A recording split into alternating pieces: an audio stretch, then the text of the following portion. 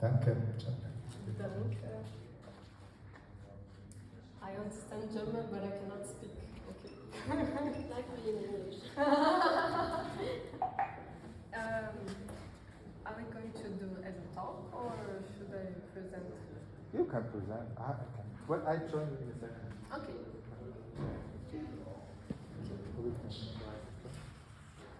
Nice to meet you all. I am Joana. I come from Brazil, and I'm based in between Alsace and Baden-Württemberg. And I have a practice with.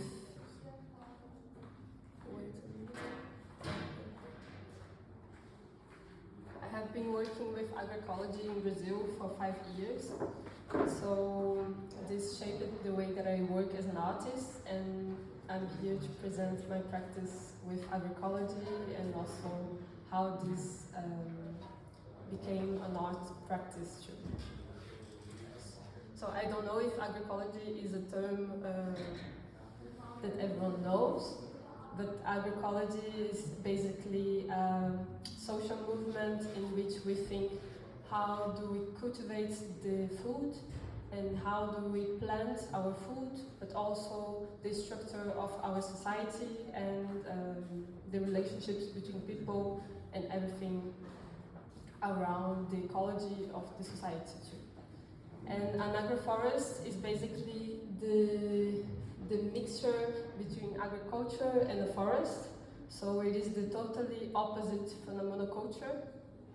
It is, instead of planting just one specific food, is mixing different trees with edible plants, with animals, in a way that we copy the system of nature, because in nature we find different species collaborating, and we basically observe nature and use their intelligence to reproduce and cultivate food.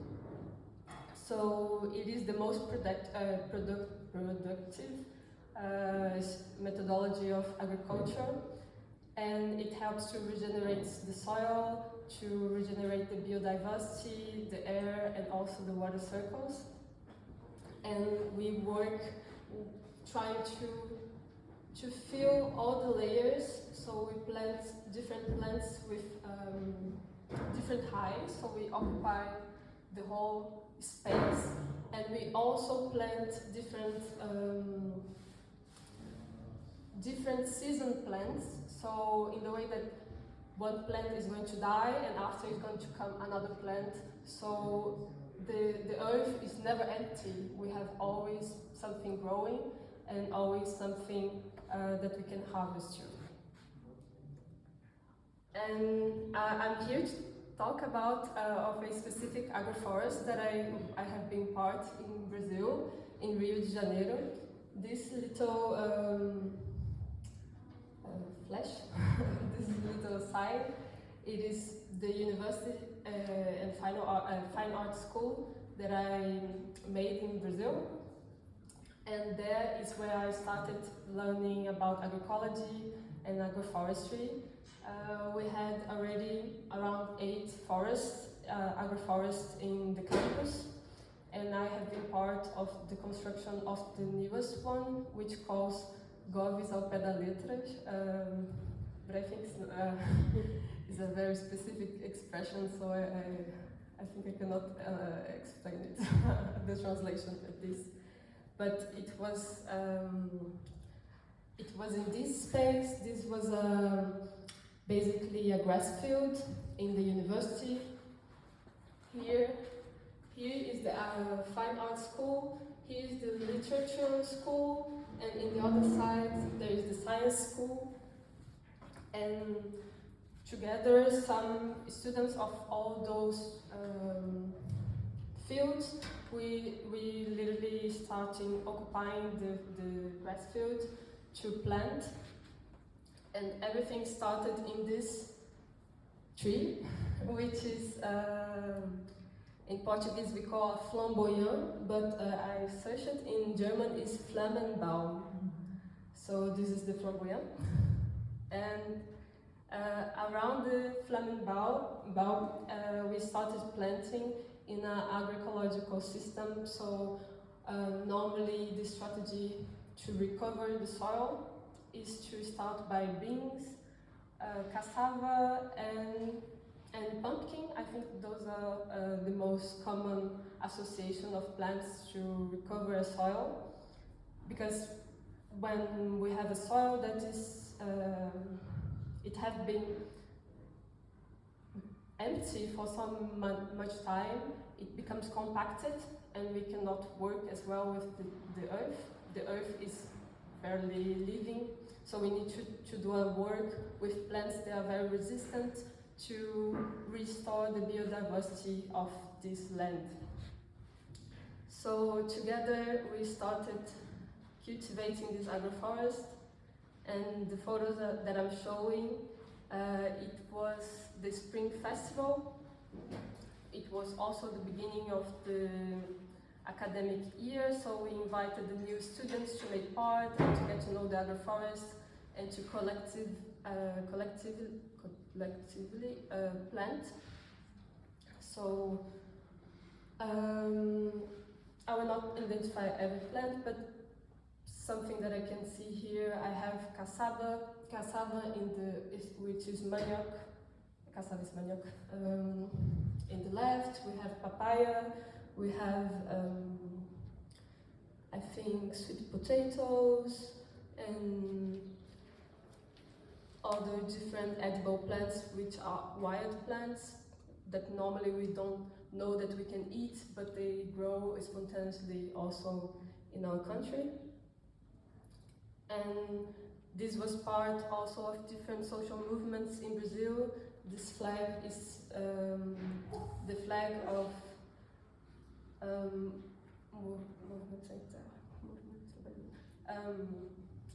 Workers Without Land movement. It is a movement in which people occupy big land areas that are not being used, because in Brazil we have a big problem, which is a lot of people, some people are owners of big amount of land, and normally they don't use as well. Sometimes it's to speculate, and this movement actually occupied those lands to transforming productive land with small agricultures.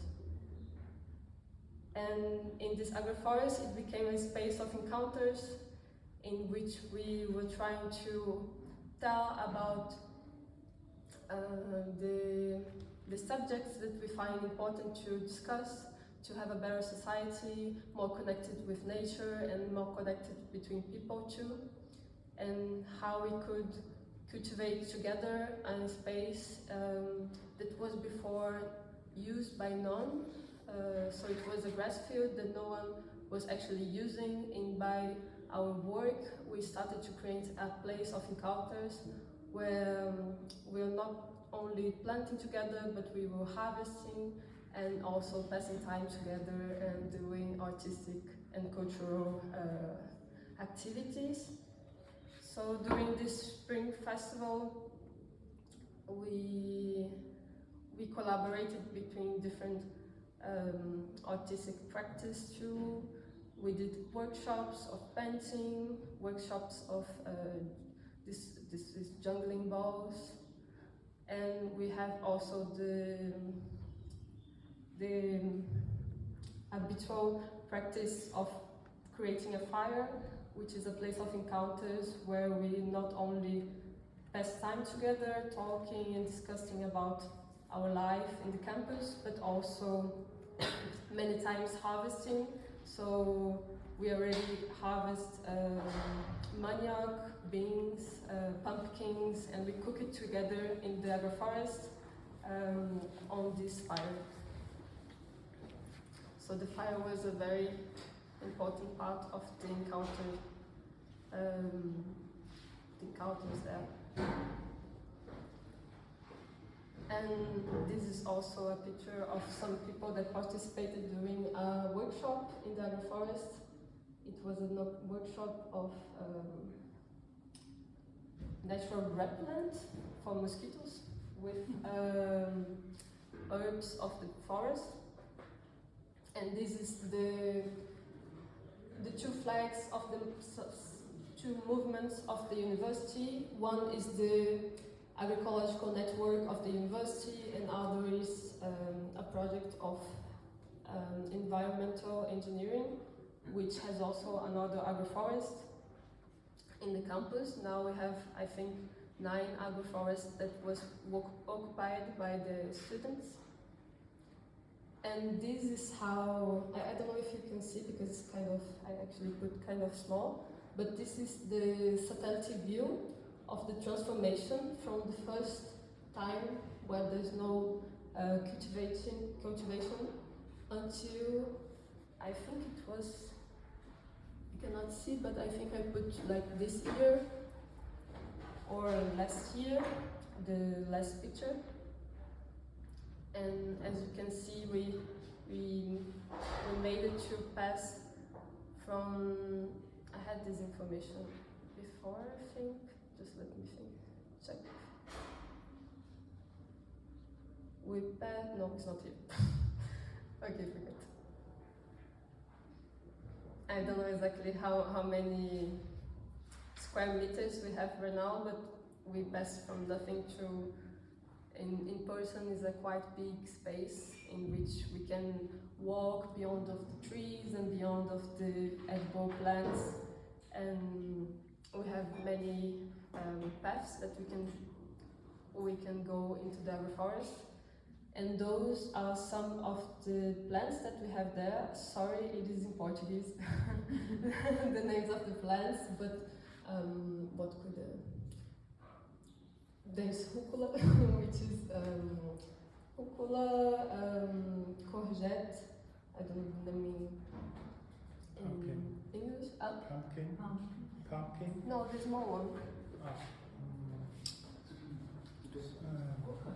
Gurkan. No, it's not gurkan. Gurkan is pepino in Portuguese. But anyway. Cucumber.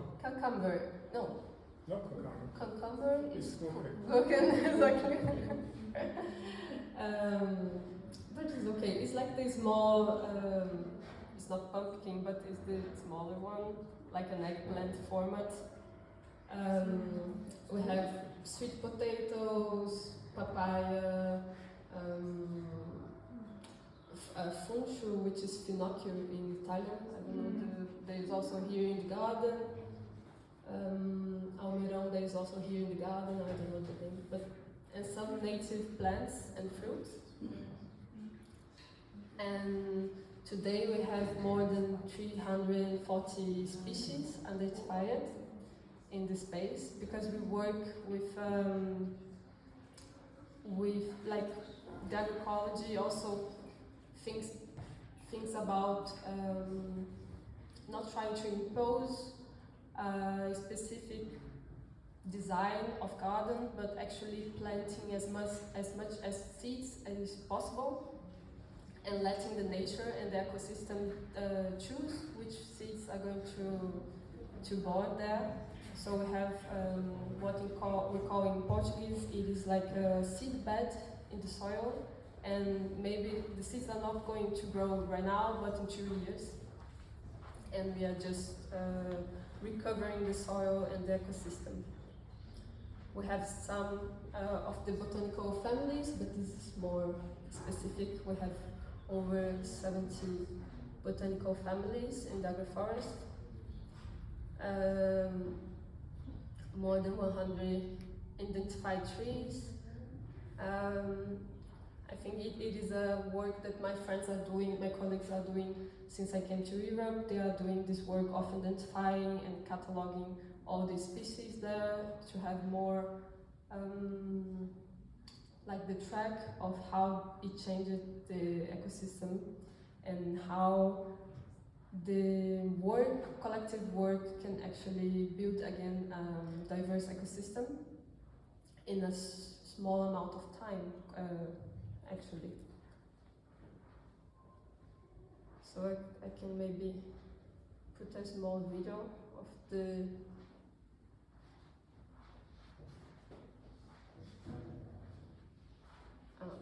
it's not going full screen, but this was one of the workshops of the repellents that we made in the agroforest, so we were always trying to create points of connection and contact with the community. So there was always also people from the neighborhood in front of the university that was coming, or people that have a small part of land or a front garden and they wanted to grow something in the land that they have. And we were trying always to share different knowledges and experience, so we all become more connected with nature and the power that is already there. Like food is growing everywhere, medicine is growing everywhere, every plant and every material that we need for living actually grows from nature. So it's just a question of understanding and also collaborating with her, so in a way that we help and instead of destroying what we already have.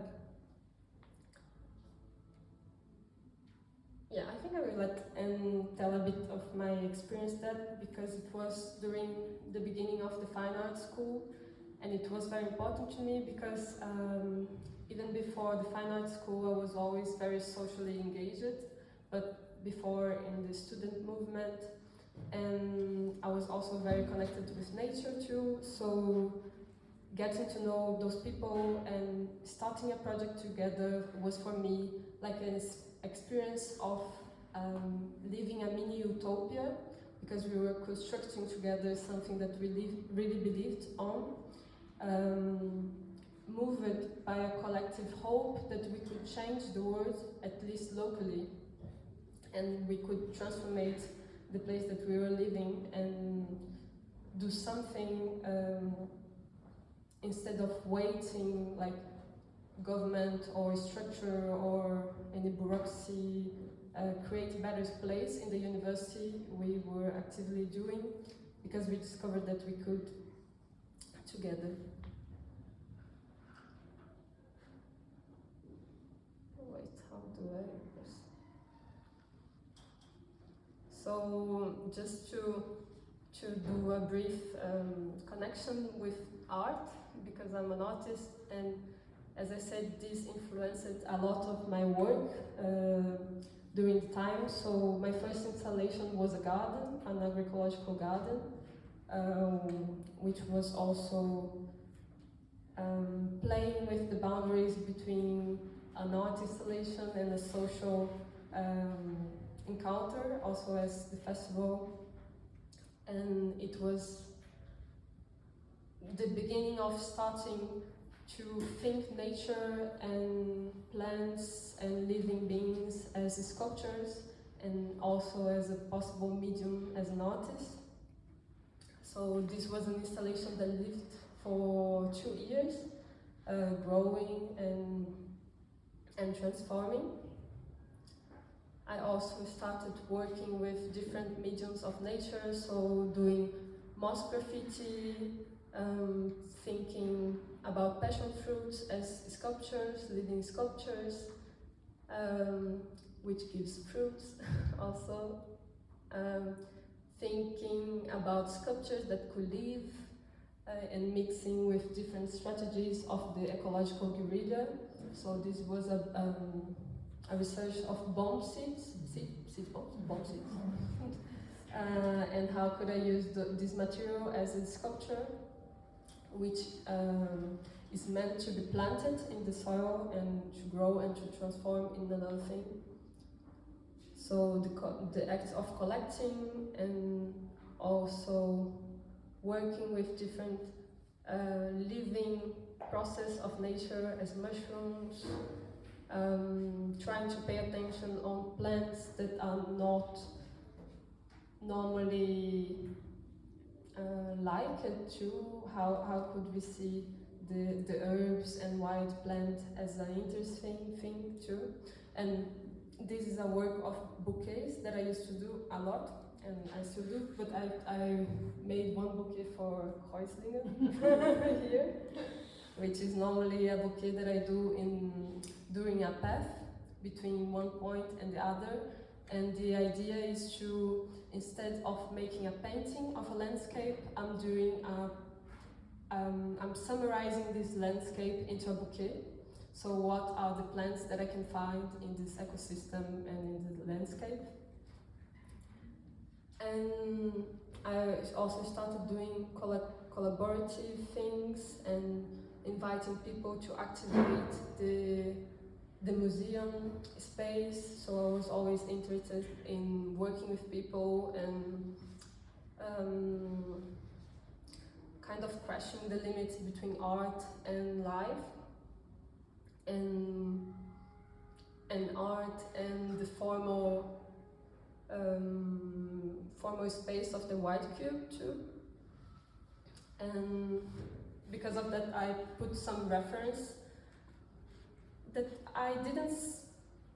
There were people that I was hearing about during this time, and that made me think that I could do what I do. So I chose to bring Agnes Dennis, which is an artist, which was also working with living sculptures. She created a 2 acres of wheat plantation in the middle of Manhattan. So she planted 2 acres of wheat and then harvest as a living sculpture. She used to work with different types of living sculptures as the pyramids and this living pyramid. And of course I also brought like Joseph Beuys because because the name of the talk was Agroforests as living and social sculpture, so he's a reference in a way. He has this very famous work which was planting 7,000 oaks, and he was always thinking how life could be more close from life, and how actually the society is also a big artwork that we are creating together. So because of that,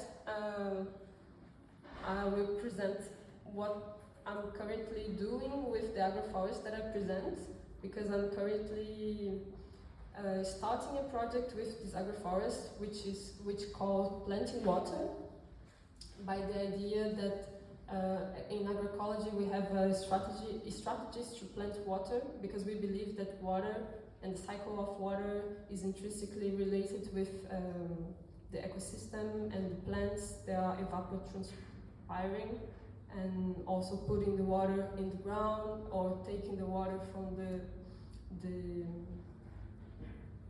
how do we call in English, but the water tissues of the soil. And this current project, it is a mixing between this agroforest that I used to make part of it, and how this could become a hub of transformation on the society. So some of the objectives, the goals are expanding the agroforest that I showed you, but in becoming even bigger, producing documentary and interviewing and documentation of the project, so we could create a digital platform and people around the world could learn more about this experience and also feel inspired to create different initiatives also by occupying the lands and creating something together. And during this project also engaging with the public through workshops and real-time access to the process. And this is the kind of sketch that I made for the project. It's a very ambitious project, but the idea is to start as a dream and a utopia and keep doing and doing this work of communication. So this is the current agroforest, as I showed before, and the idea is to keep occupying all the field that we have in the university, and also creating a place where we can cultivate plants for donation to the city, and also, yeah, basically that, and keep occupying and creating a hub where we can not only compost all the trash, the biological trash from the university, but also producing plants that we can donate and kind of expand the agroforest also to the entire city of Rio. And this is the current idea, which I will be working on it from now on. And here I finish my presentation actually. Do you want to talk with me? Do you have any questions? What do you think about maybe? So it's self-organized, you don't work with the city or you work with the city? You said there's donations to the city, you can go like plant donations? Yeah? No, it's self-organized.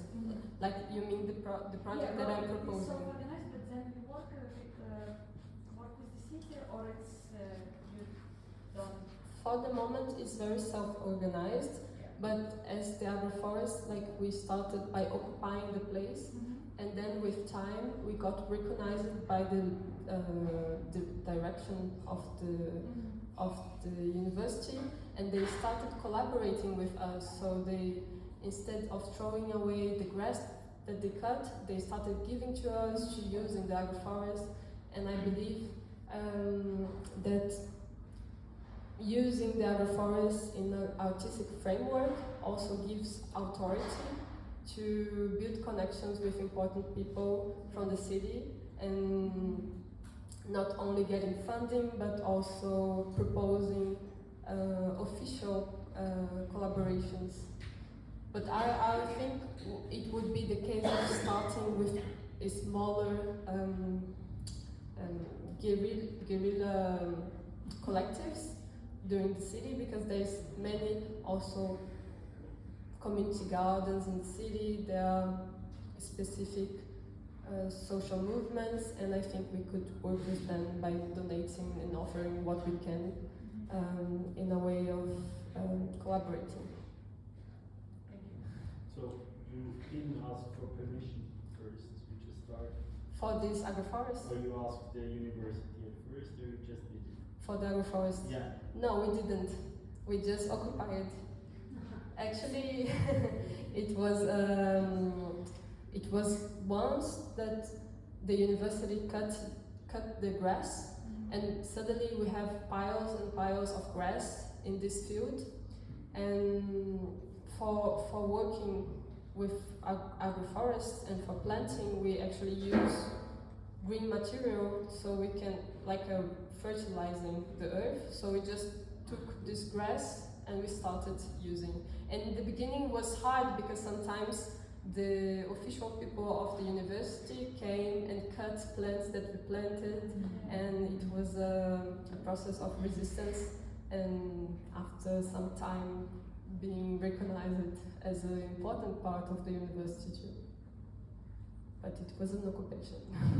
So they've been cutting them out, and you will continue replanting Yeah. and until they stop cutting it. Yes. And trying slowly to create a dialogue with them too, because we have people in different it's not campus, like departments of the university, so the fine arts, the literature, science. For example, I was part of the represented group of the fine arts school, so I could have contact with the direction, and also trying to create paths for being recognized. But it was hard because I never met, but I know that one of the biggest agroforests of the campus was the agroforest of the fine arts school, and when I got into the fine arts school, there was none. It was already a grass field because suddenly one day the university came and cut everything. So it is hard. It's not so. If you tell, it seems very smooth, going on, but No. it's good to know that there are many other guerrillas. Yes. And how long is the period now? 5 years? Of this agroforest, 10 years? no, this agroforest started in 2018, so it was 7 years. Do you know the initiative of Lijnbouw in Basel? It's No. My Tree, Your Tree. So they are kind of an agency who offer to plant a tree in your garden within the city. So you have to own the land, and you can ask them to come, and they tell like 500 Swiss francs, but they organize everything and give you the instruction how you can develop the tree. So it kind of enables the public or private people to plant more trees within the city, and I think it could be an interesting exchange for you. For the group. It's in Basel. Is it in Basel? Okay. So you have to come. Yeah.